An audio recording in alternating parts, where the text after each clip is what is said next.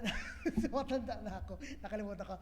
Sorry, Sistine. Pero tawagin natin si Sistine para sa kanyang special number this afternoon. Sistine, please.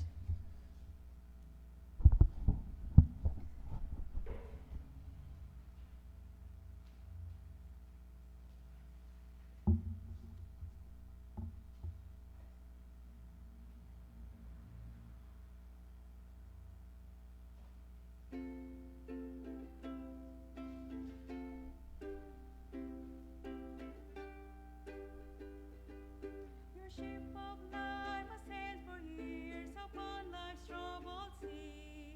You'd weathered many storms of doubt, had many victories. Now your life is broken, your ship is torn apart. Aren't you glad the God you serve can use a broken heart? Some on broken boards, some on broken pieces.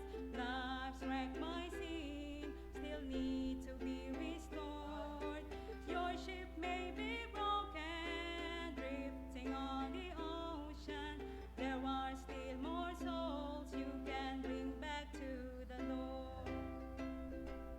You may not reach the multitude who stands for you in line, but you can reach those multitudes one soul at a time.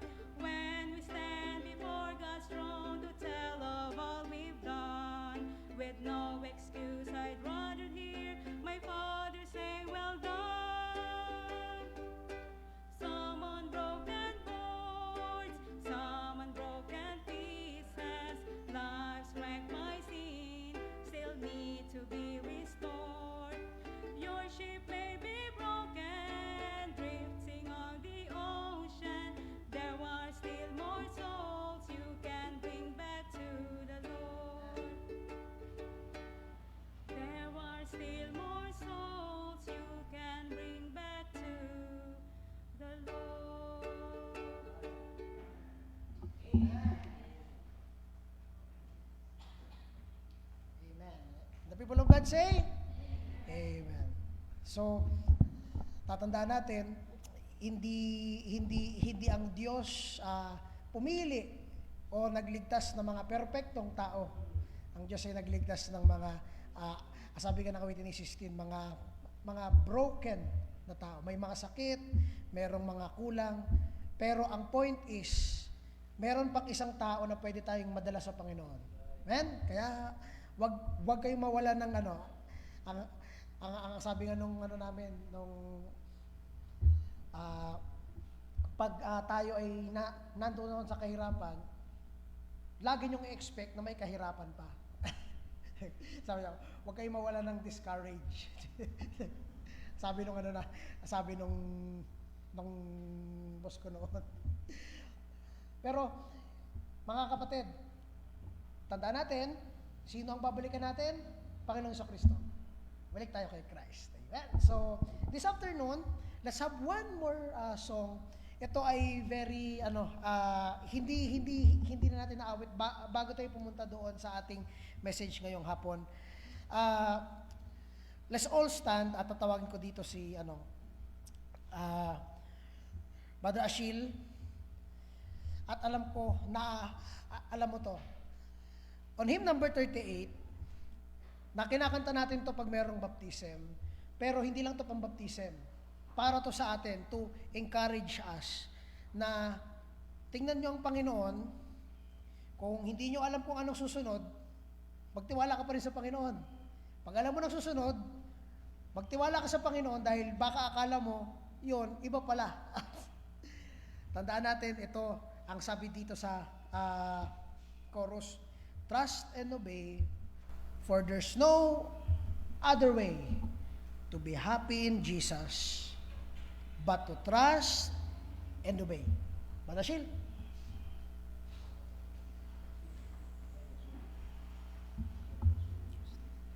So mga kapatid, tayo po magsitayo upang awitin po ang Trust and Obey on hymn number 38 sa red.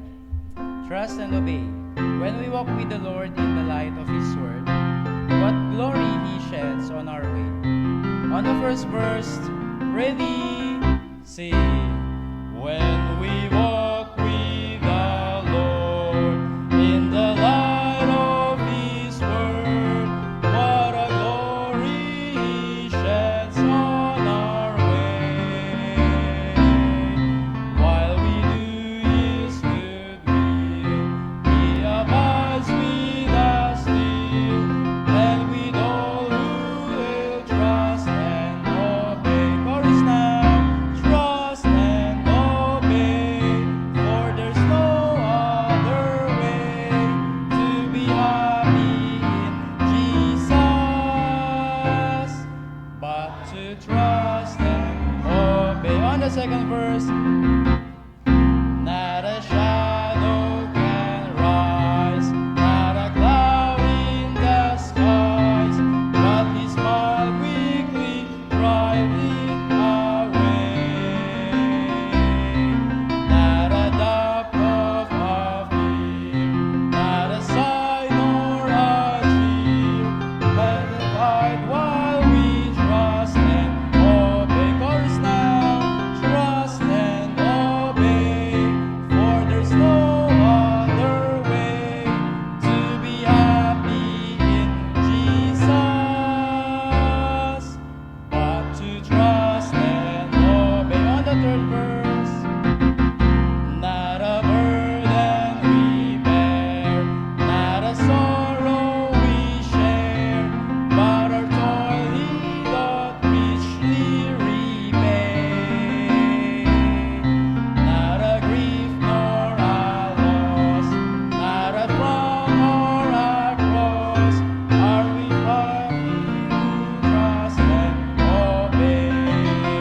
Trust and obey, for there's no other way to be happy in Jesus but to trust and obey. On the fourth verse, ladies please, but we never can prove.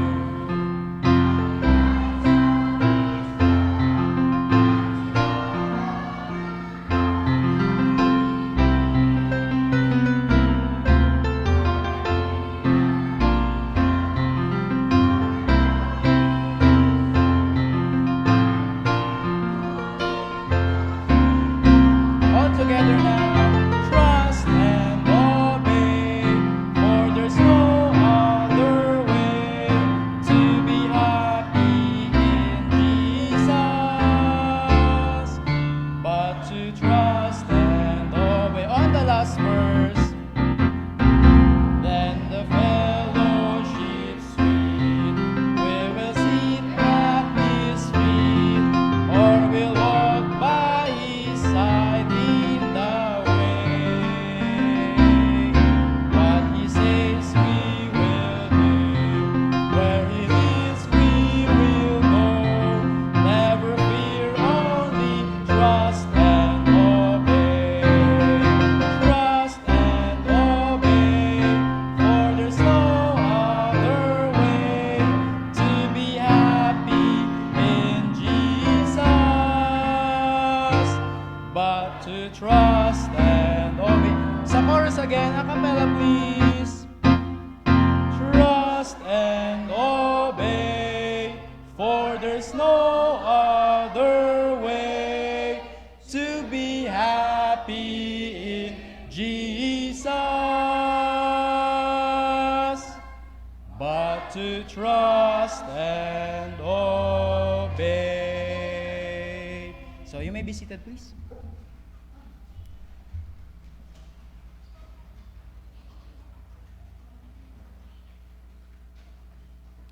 And get your Bibles. Handa na natin ating mga pansulat, mga Bibles. Tawag natin si Pastor for our afternoon message. Pastor, please.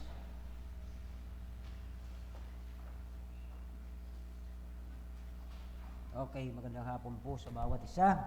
At akala ko ito na ang matitira sa Sunday. Marami palang nag-uwi na. Pero Sister Wing, tabako, pandiyan pa. Hindi na, pag-pray natin na safe siya mamaya. Kaya, for the sake na tayo po ay mag-ready na para sa Sunday, ay sana matapos tayo maaga. Okay? Chapter 3 na po tayo ng Titus, kasi sinisiris po natin itong mga epistles, sinulat ni Apostol Pablo. Tayo po magsitayo at basahin natin ang chapter 3 from verse 1 to 8 lamang po. Okay? Hanggang 8 lamang. At ito po ay tungkol sa direction ni Paul concerning doon sa mga dapat ituro natin at dapat wag nating sabihin sa kanila. The same with Titus. Titus ay nagministry doon po sa lugar ng, ano bang lugar yun? Nakalimutan ko kaagad. Crete. Ano po? Crete. C-R-E-T-E. Parang malapit pito sa Miletus. Okay? So, ready na po kayo?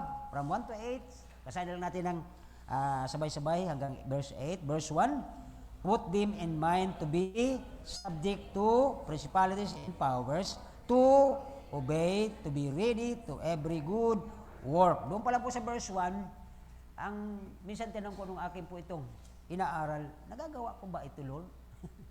Diba? Nagagawa ba natin lahat? Siguro yes, siguro naman ang iba ay mild. Verse 2, to speak evil to no man, no brawlers, but gently, showing meekness unto all men. Second question. Sa atin sa bahay, pag tayo lang ng pamilya natin, nag-aaraway ba tayo? Minsan, diskusyonan pa nga eh. Wag naman yung nagliliparan pa yung pinggan, di ba? Grabe na yon. So, yan po ang sabi ng verse 2. Verse 3, for we ourselves also were sometimes, sabi dyan, deceived, serving diverse lust and pleasure, living in malice, be hateful, hating one another. Ako naniniwala, yung mga talunan dito, ngayong hapon wala na. Di ba? Maano ito eh, nandyan po yung sa verse yan eh. Hating one another. Bakit? Eh magkakapatid naman eh. Verse 4, but after that the kindness of love of God, our Savior, toward man appeared. Yun ang mabuti na lang, yung grace. Verse 5, not by works of righteousness which you have done, but according to His, He saved us by the washing, regeneration, renewing of the Holy Spirit. Kaya maganda mga kapatid yung lagi natin, Lord, Holy Spirit, wag po kayong sasama sa ginagawa namin. Patawad po. Kasi mahirap pag iniwanan tayo nito, nalungkot siya, wala tayong guide. Okay, verse 6, which He had shed in our abundant through Jesus Christ our Savior. Verse 7, that being justified by His grace, we should be made heirs according to the hope of eternal life. Verse 8, last, this is the faithful saying, and these things I will not thou suffer constantly, that they which have believed, God might be careful to maintain good works. These things are good and profitable unto man. So nakita natin dun ang laging tinutukoy. Sino ba dapat nagdadala ng ganitong mga karakter? Sila? Kapitbahay natin? Hindi eh. Ang tinuturo po ni Paul dito kay Titus, tayo pa din. Sino ba nagkamasa ng biyaya ng Diyos? Tayo. Dapat sa atin nagsisimula. Sabi nga ng verse 8 na confirm constantly. Patuloy. Ano po? Every day, every minute, every hour that she believe God might be careful, maintain ano daw? Good works. At kasama po dun sa kaluluwa ng tao. Ngayong hapon pag-uusapan natin, ano ba talaga ang dapat nangingibabaw na ugali sa renewed man o binagong tao?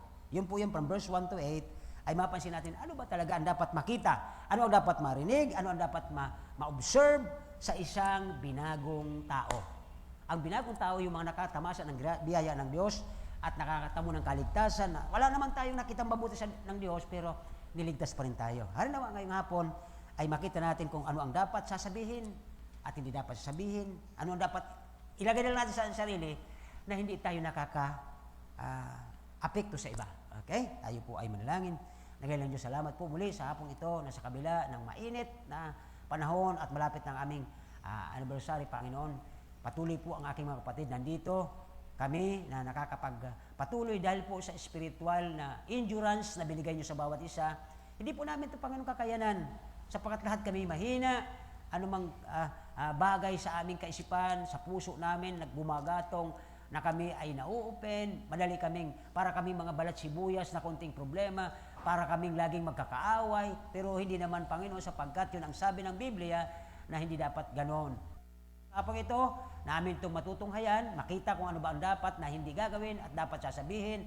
At ang makikita dapat sa amin, sa bilang mga binago ng Diyos, ay ang kabutihan at mabuting gawa sa biyaya ng Diyos. Maraming salamat, Banal na Espiritu, sa iyong pangunguna sa bawat isa. At buksan niyo po ang muli ang aming mga kaisipan, anuman ang aming matunghayan dito. Harinawa, magbigay glory sa iyo.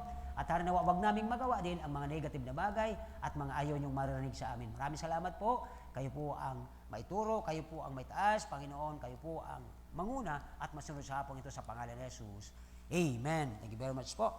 So, dito po si Titus ay nagtrabaho siya, nag-minister siya doon sa Isles of Crete.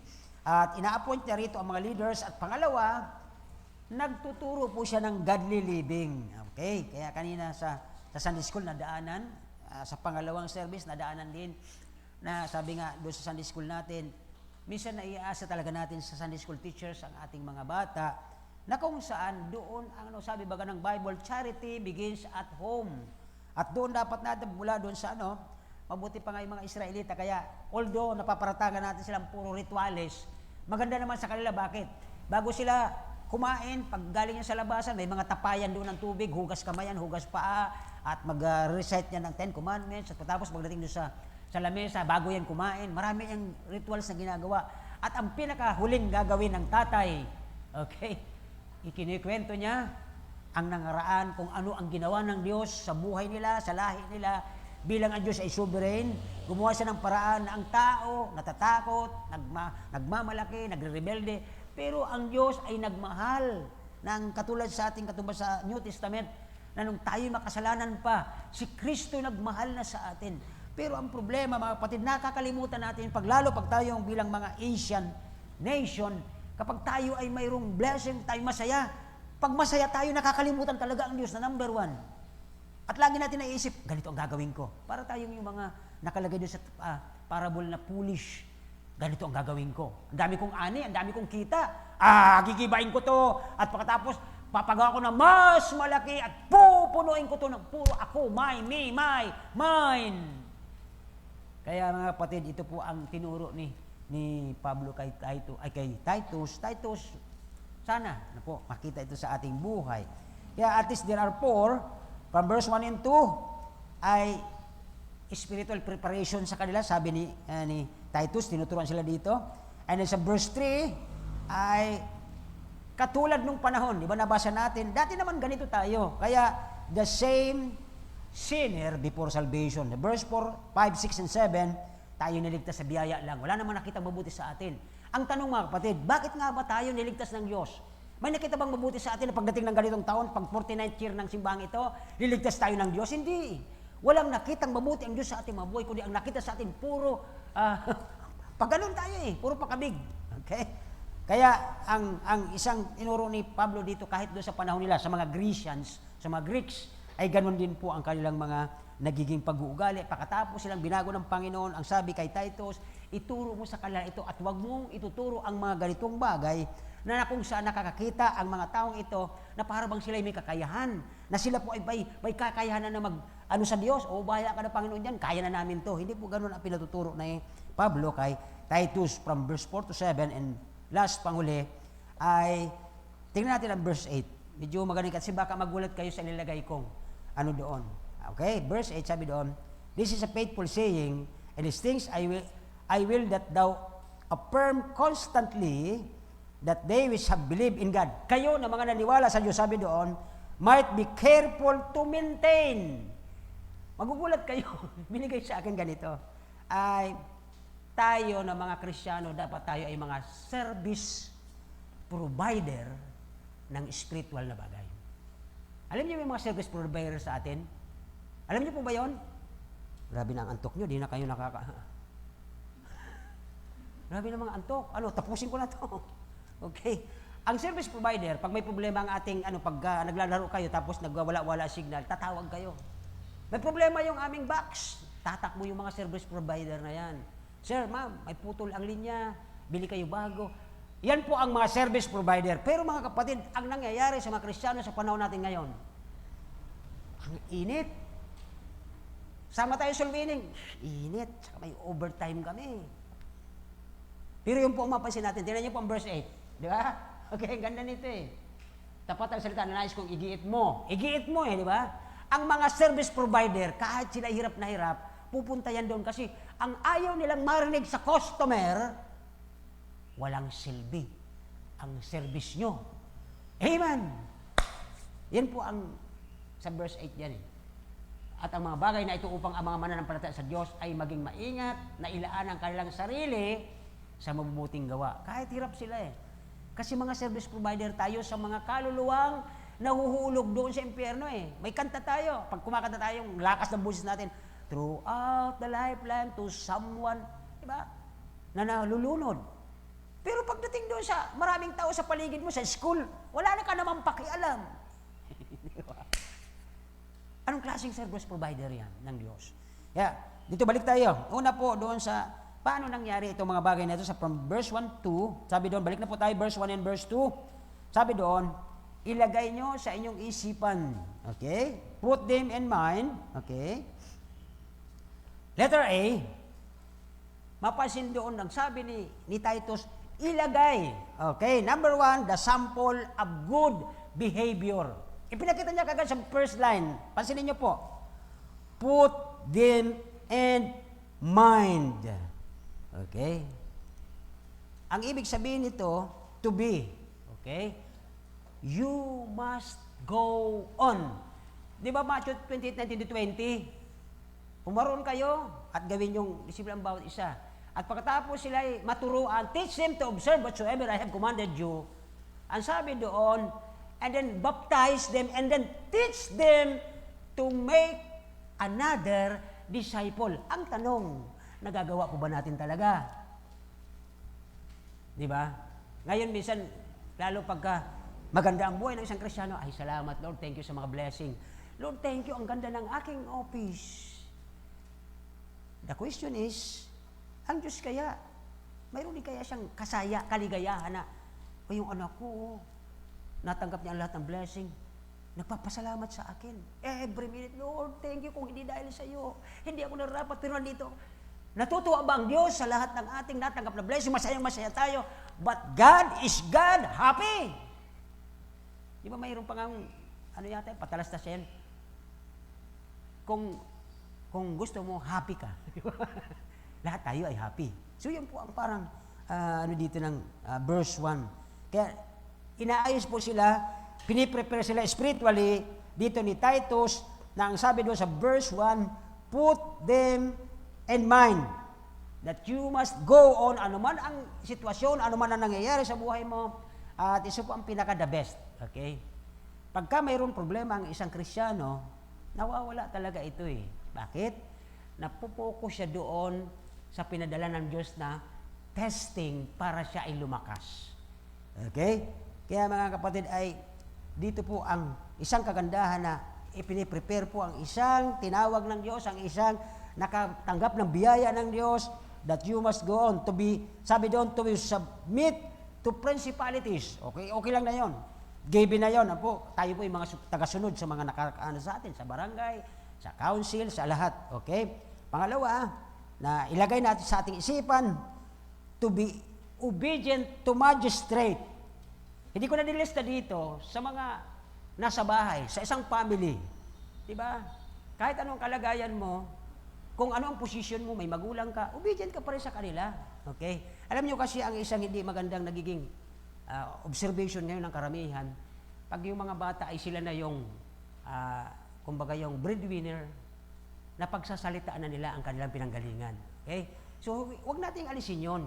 Huwag natin pa rin pong baguhin ang inilagay ng Diyos na set up. Kaya sabi po dito sa verse 1, put them into mind to be subject to principalities. Okay.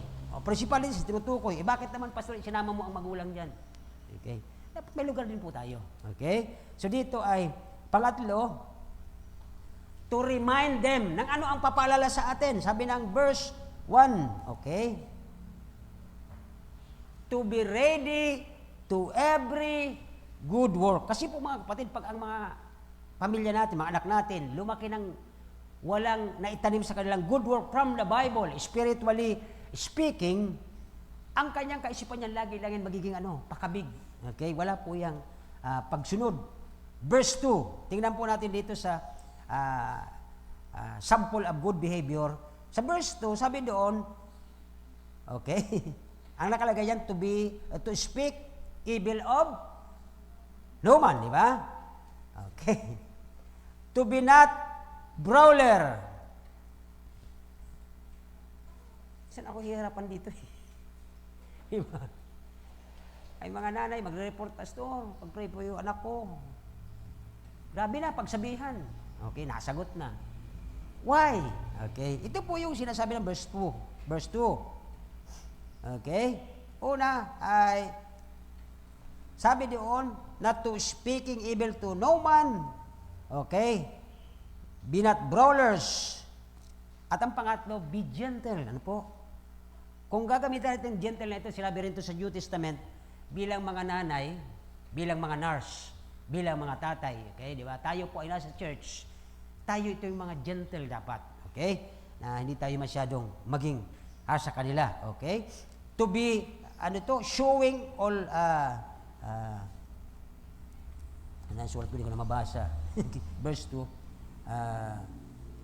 Showing all meekness unto all men. Pag sinabi pong meekness, ano po? Kapakumbabaan. Okay. Meekness. Pakilipat po ng verse 2. Nasa verse 8 pa rin. Okay? Verse 2. Ayan, nakinaantok na kayo dyan, ha? Huwag masalita na masama tungkol sa kanino man. Huwag makikipag-away. Uy, medyo. Mag-pause tayo dito sandali. Sino dito ang mga lumaki sa Sunday school? Mula lang sila ay 2 taon.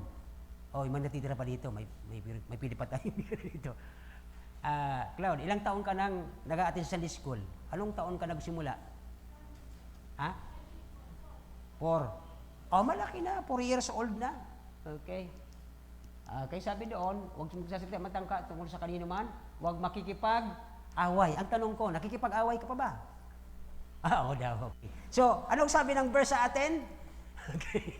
At least, okay ka ngayon eh. Ang sabi ng verse 1, ilagay mo sa isipan mo. Pagdating sa verse 2, huwag witness ang Diyos, ha? Kayo, kasi kayong mga bata, wala naman kami, alangan naman ako. Di ba? Kung tutusin, lulo na ako eh. So, dito po ay, huwag makikipag-away, maging ano daw? Sino pa ba? Sino si Bunso? Bunso. Uy. Ano sabi dito? Ito. Maging ano daw, Bunso? Nagagawa po ba natin to? Nagagawa natin? Ay, may nagagawa daw. Okay. Thank you, Lord. Okay. At ano to? Ito panghuli. Tingnan niyo po ito. Mga elementaries. Okay? At magpakita ng hinahon. Hindi yung konting lang naglalaro na nga lang kayo, nag-aaraway pa kayo eh. O basa kayo, kayong mga 3 bata dito. Basahin. At lakasan.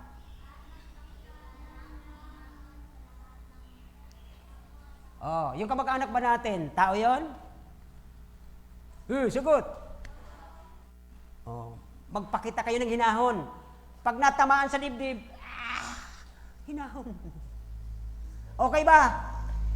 Hindi, pag nasaktan ka, hanap pa ng 2x2. Okay ba yan? Malinaw na po. Kasi pag lumaki kayo, na ganyan kayo, ay sinasigurado ko sa iyo, kahit pulis pa, di nyo yan irespeto. Amen po ba? Nakikinig po ba ako? Nakikinig ba? Naririnig ba ako? Okay, iwanan ko na yan kasi yan ay partida ko na sa inyo. Okay. Letter B. Hindi po pala tapos ang pastor. Mukhang kami na naman ang masasagasaan dito. Okay. Okay pa. Letter B, verse 1 and 2, ang sabi doon, we are sample. Tayo ay mga ehemplo ng God-likeness. Biruin mo talaga. Totoo yan. Pag nalaman nilang nasa Sunday school kayo, sasabihin ng kaklase mo, pambihira, nagsa-Sunday school ka pa naman, nag-aaral kayo ng Jesus, tapos palaaway ka. Di ba? Ay, mas grabe po sa mga adult. Pag sa adult yan, nalaman nila, pambihira, alam ko, nag-a-attend po kayo dyan. Tinatamaan din ako doon eh. Kasi ako ay palaaway din sa kalye. Kasi pag may mga driver na basta na lang sumisingit, nagagalit din ako. Okay, kaya kasama ako doon. Patawarin tayo, sana tayo ng Panginoon. Ano po? Dapat tayo ay mga example of God likeness. Ano po yung ibig sabihin ng God likeness? Di po ba naalala nyo si Jesus? Nung may pasan-pasan ng krus na mabigat, may nagpipitik ng tenga, may naglalatob sa likod. Di ba? Abi. Pero hindi po niya yung pinapansin because we are in Christ. Okay? So, huwag kayong mag-alala. Tatapusin ko ito mabilis. Number 2 na tayo. Verse 3. Okay, verse 3. On your Bible, please. Verse 3. For we ourselves also were sometimes, ay kahit naman yata ngayon, ganun pa rin eh. Di ba? Sa Tagalog, tinan niyo po ang verse 3. Sapagkat tayo rin naman noon. Sure kayo, noon pa? Sure kayo, noon pa? Ngayon, mayroon pa rin eh. Ayan na naman kayo, huwag kayo magpakita sa akin ng pipikit-pikit kayo dyan, papatayuin ko kayo. Sige. Mag-exercise tayo. 1, 2, 3, 4. O, sige. Okay. Huwag kayong pipikit. Lapit na to. Anniversary natin sa Sunday. Okay. So dito po sabi diyan, noong ay mga hangal. Yung bang pag sinabi kasing hangal, wala ka nang iniisip kundi ikaw lang talaga. Ikaw na lang gusto ang lahat. Sa lahat ng pagdating ng blessing, gusto mo ikaw lang lahat. So, ang tawag ng Bible doon ay foolishness. Ano po? Yung sabi doon. At tapos dito, ito yung matindi. Akala nyo, kayo lang po ang disobedient? Sa umaga, although nagpipray na po ang isang tao, ang sabi kasi ng Bible, while you are praying, you are learning from the Word of God. Ay minsan nagpipray na lang tayo dahil inaantok pa eh. Siguro kung tayo po ay nagpipray sa umaga, in Jesus' name, umaga na pala. Okay, tapos na. At hindi na siya basa ng Bible. Kaya dito po nagiging tayong mga sawain, mga manliling lang. Sa anong paraan?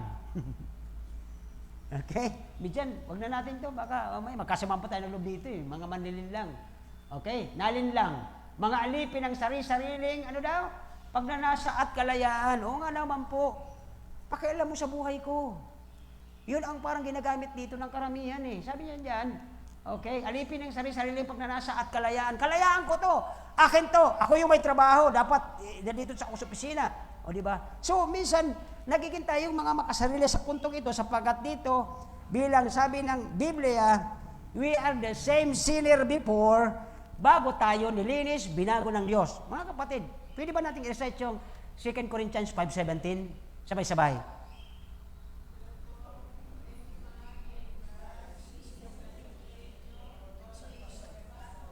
Behold,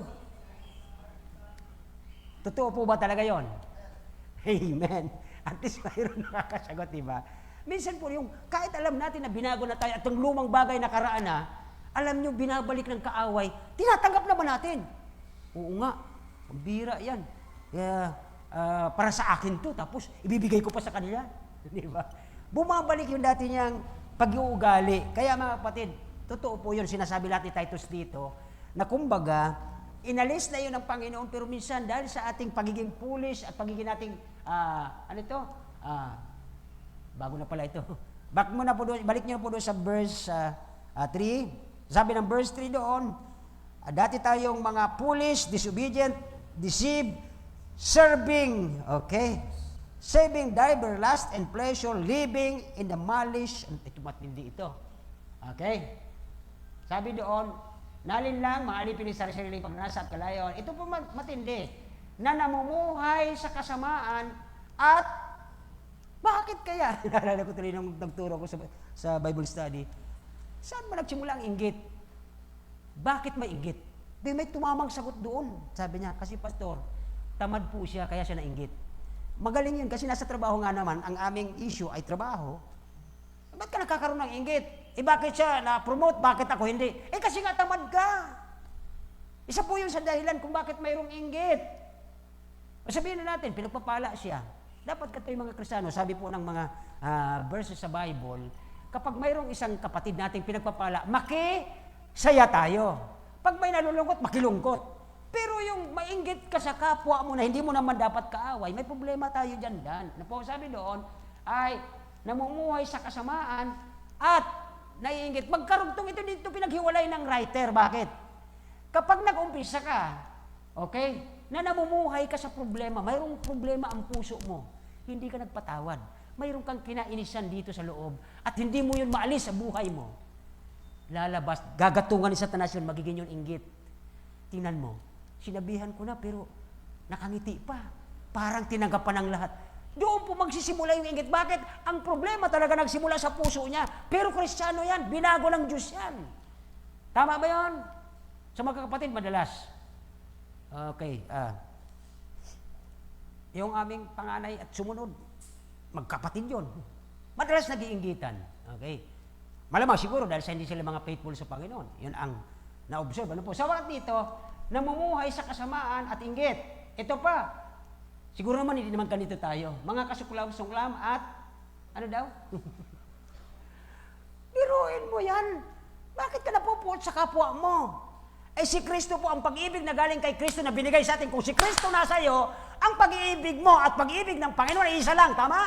Eh bakit ka napupuot sa kapwa mo? Kung talagang na kay Kristo ka, may problema ka doon, kapatid. Naintindihan po ba tayo? Nagkakaintindihan po ba tayo? O analyze nyo po ito, alisin na natin itong namumuhay ka sa kasamaan. Siguro, matikas sa ulo. Hayaan mo lang muna siya diyan. Kasi ang Diyos naman gagawa ng paraan. Because God is powerful. He is an Almighty God. Kaya niyang gawin. Kaya niyang baguhin. Ang matigas na puso ni Paraon, pinalalambot niya sa kapangyarihan ng Diyos. Pero ito po, mga kasuklam-suklam at napupo sa medyo, may problema na yan dyan, mga kapatid. Pare-pares tayo, tinawag ng Diyos sa pamagitan ng we are sinners, bound to hell. Kinahabagan lang tayo. Bakit nagkakaroon tayo ng kaisipang ganito?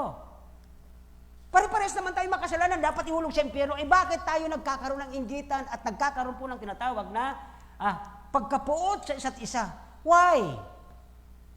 May ano yan mga kapatid mayroon siyang sometimes na yung ating napabayaan, yung blind spot natin. Okay, gamitin ko na po yung blind spot. Ginagamit ito sa mga kapastoran at mga leaders, mga preachers. Ang tinatawag na blind spot, halimbawa ay driver ka, may paliko. Yung sa likod nito, liliko ka, di mo to nakikita. May ugali ka minsan na hindi mo nakikita sa sarili mo, pero akala mo okay ka. Okay po ba yun? Blind spot na tinatawag. Okay? Ang nakakakita nito, alam niyo kung sino? Alam niyo kung sino nakakita nito sa sarili mo? Ang mahal mo sa buhay. Pwedeng yung mga members diyan naiintindihan, siguro baka ano lang siya, baka may problema lang, pero ang totoong nakakaalam niyan ay iyong kapamilya. Alam na alam nila kung ano ang blind spot sa buhay mo, kung anong klaseng mayroong kang kahinaan sa ating buhay. Yun po ang tinutukoy nito. Kaya ngayon, pag mayroong kang blind spot sa buhay, at hindi po ito nalilinis, lagi yung doon madidisgrasya. Tuwing ang dadaang karon, mag-slide ka, mababangga ka, ang dami mong tama. Ang hindi mo pansin, bugbog ka na ng kaaway. Kaya mga kapatid, sabi ni Titus dito sa verse 3, okay, balikan natin. For we ourselves, sabi niya dyan, ano po, tayo rin naman noong dati ay mga hangal. Tingnan mo baka, sabi ba ni David sa kanyang verse, okay, search me, O God. Okay, try me and know my thoughts, if there be any wicked way in me. Sabi ni David, Lord, ayusin niyo po ang buhay ko. Yun po ang totoong sinasabi dito na we are cleansed, binago tayo, nilinis tayo ng Diyos. Dapat tayo mismo, mayroon tayong sariling pag-search. Sabi ni David, search me, O God. Lord, yung bang aking buhay ay ganun pa rin sa dati? O baka parang na lang tayong mga, ano yun? Biglang nawala. Okay. Na para bang ritual na paulit-ulit na lang. Simba, makinig ng konti. Pag medyo hindi pa nagustuhan, wala sa'yo. Tapos uwi na siya. Simba, wala sa'yo. Uwi. Sunod na naman linggo, wala sa'yo. Uwi. Okay. Ganun lang ang buhay. So wala na po tayong pag-asenso. Okay po? Okay. Huwag kayong mag-alala. Tatubusin ko na. Talagang mabibigat na ang inyong mga daladala dyan sa inyong mga mata. Okay. So next, number 4, 5, 6, and 7. Okay. Dito po, tingnan natin. Verse 4, okay? But after, ito na po yung maganda, pagkatapos that the kindness of love of God, our Savior, toward man, biglang dumating. Okay, appeared. Verse 5, not by works of righteousness which we have done. O, kita ninyo? Hindi po yun doon tinitingnan ng Diyos kung ating magagawa. No. Kundi sabi niya, but according to His mercy. Okay, verse 4, 5. Na ating tagapagligtas, okay, by washing and regeneration and renewing of the Holy Ghost. Hindi po yan sa ating kagagawan.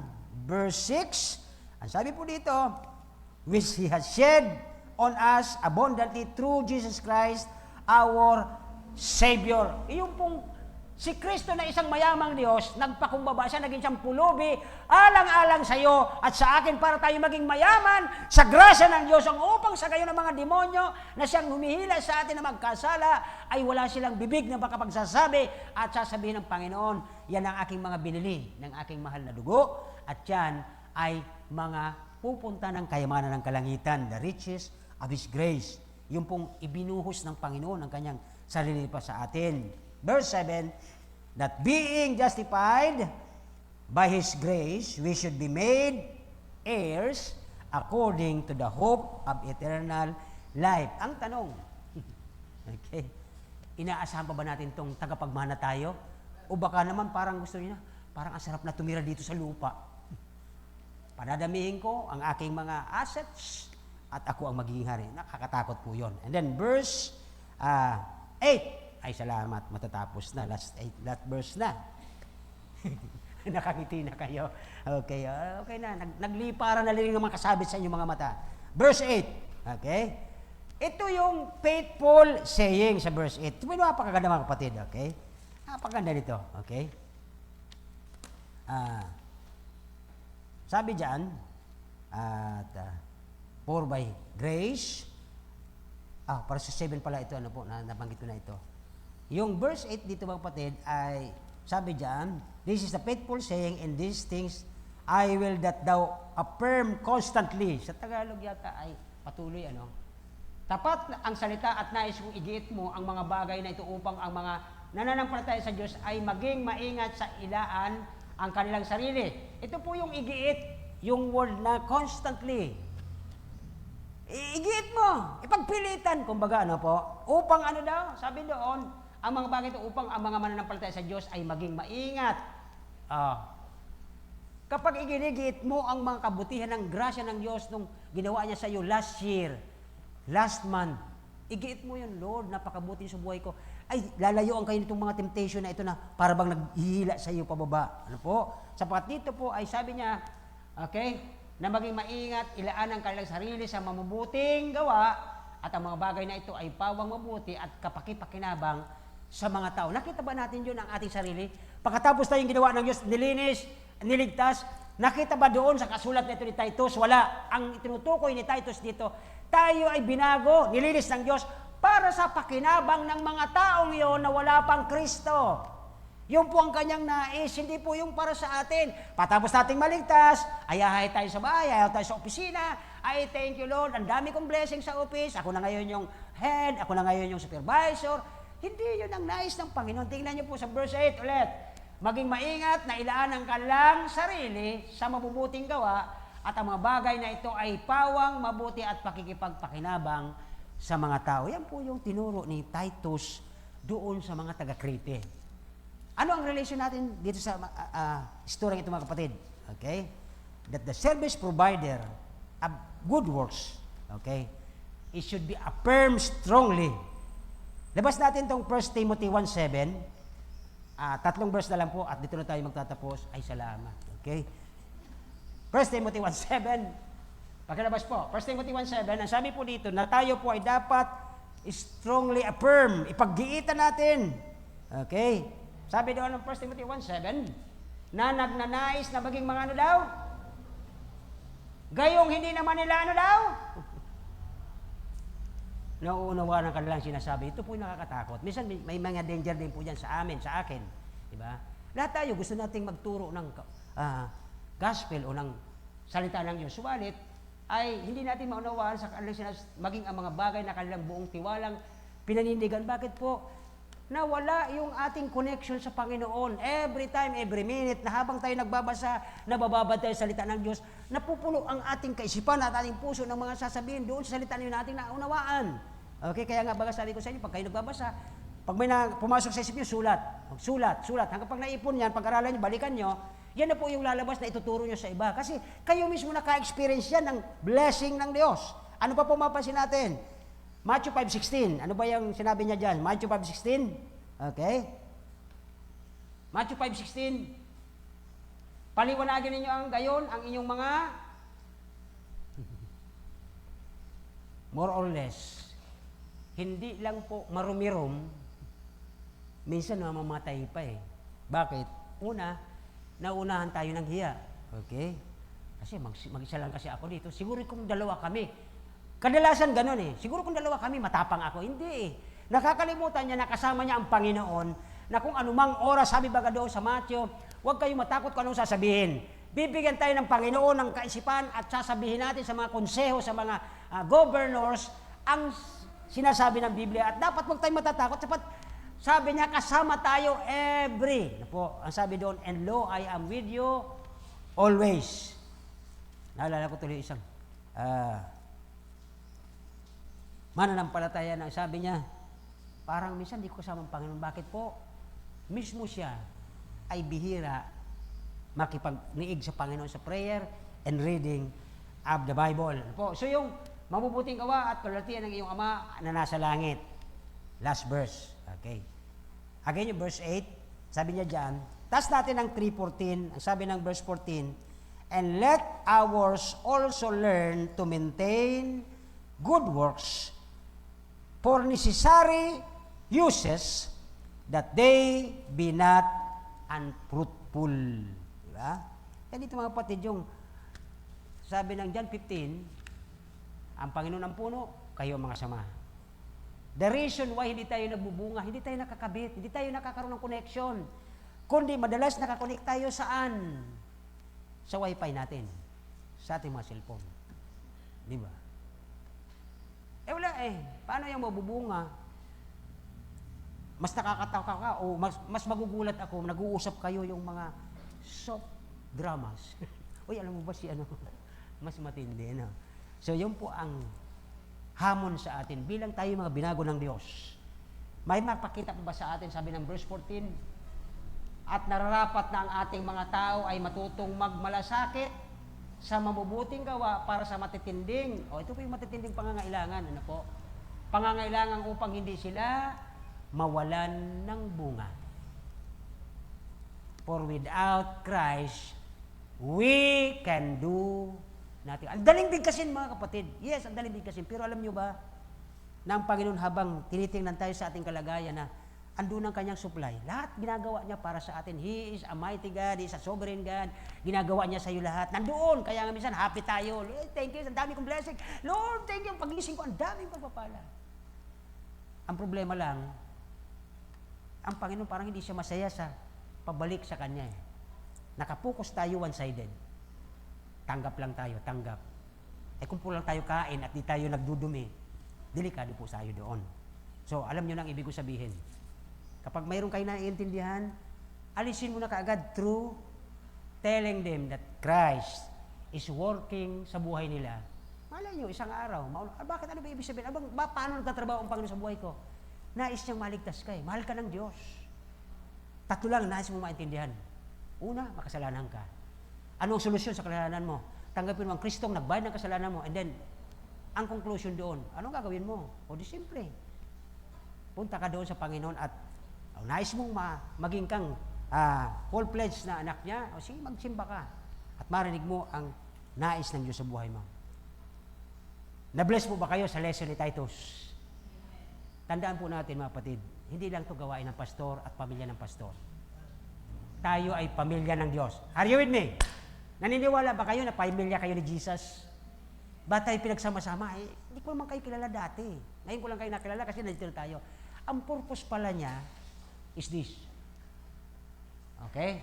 Matutong magmalasakit para sa mga unsaved. Kapatid, unang-una mga kamag-anak natin yan. Kaya nung kasama ako sa outreach nung sa pag-sulwining, nagulat ako. Diyan pala sa area yan talaga, daming karimpilyuhan yan. Kaya sabi ko, kamag-anak pa pala kayo. Lalo siyang natuwa. Biruin mo yan. Ang bira. Tumanggap na nga siya sa Panginoon. Lalo pa siya, ay, ganun po ba? Kamag-anak po namin kayo, sabi niya. Ang sarap pakiramdam pag kayo po ay nagagamit ng Diyos sa mga taong yan. Number 1, spiritual preparation. Put in mind. Ilagay natin sa isipan, okay? Na ang ating trabaho ay ipagpilitan natin, minsan may mga problema, pero hindi po yun ang issue. Tayo tinawag ng Diyos, nilinis ng Diyos, niligtas ng Diyos for the salvation of those. Sabihin natin sa kanila, ang kaligtasan si Kristo, hindi tayo. Okay? And then, verse 2, to be obedient. Verse 3, paalalahanan tayo ng Biblia at nakita natin ngayon na dapat ay wag tayong makitaan ng mga bagay na ganito. At ang pangalawa ay yung we are God's likeness. Okay? Kaya dito po sa pangatlo, niligtas tayo ng Diyos from verse 4 and 7 ay na dapat itito po ay maalis sa atin. Ano po? We are preserved, na-preserve ba tayo ng grasya ng Diyos from verse 4 to 7. But after then, hindi naman tayo sa trabaho sa ating mabuting gawa na naligtas, kundi sa biyaya pa rin ng Diyos. Kaya dito po sa panghuli, that we are a service provider. Ang isang service provider, mga kapatid, lagi niyang iniisip yung kanyang client. Bisa binibisita pa nga niya yan eh. Kumusta po yung aming linya dyan? Nagpa-function po ba ng tama? Dapat ganun po tayo mga anak ng Diyos. Dapat magaling tayong service provider. Kumusta po kayo nung narinig niyo ang gospel? Hindi lang po yung trabaho ni pastor at ng mga kasama ni pastor para mag-visit sa kanila. At ako'y natutuwa, nag-uumpisa na po ang simbang ito. May isa dito na solo lang, takot pa nga daw siya eh. Pero nakausap niya. Ganun lang po tayo mga kapatid. We are all service provider for the kingdom of God. Tayo po'y magsitayo at tayo mag-close. Harinawa ay hindi maalis sa inyong isipan na tayo po minsan may kahirapan, pero tandaan natin, tinawag tayo bilang mga service provider sa mundong makasalanan. Let's pray. Dakilang Diyos, salamat po sa hapong ito, Panginoon. Salamat po sa simpleng tinuro ni Titus sa amin. Although mainit ang panahon, pero alam namin, naniniwala kayong Panginoon na kami ay magpapatuloy, igigit namin ang aming mga trabaho, na ikaw ang mapalulhati at ang mga kapwa namin ay makakinabang ng iyong grasya. Alam namin, Panginoon, isang araw, ibibless mo rin po kami lahat at magpupuri kami papasalamat sa iyo. Salamat po sa hapong ito, salamat sa mga natira, salamat sa mga nag-retain, at salamat po sa iyong grasya, at salamat sa Banal na Espiritu sa amin ay nagturo. Salamat po sa hapong ito, pinabalik namin ang glory at lulhati sa pangalan ni Jesus, in Jesus' name. Amen. Okay, David.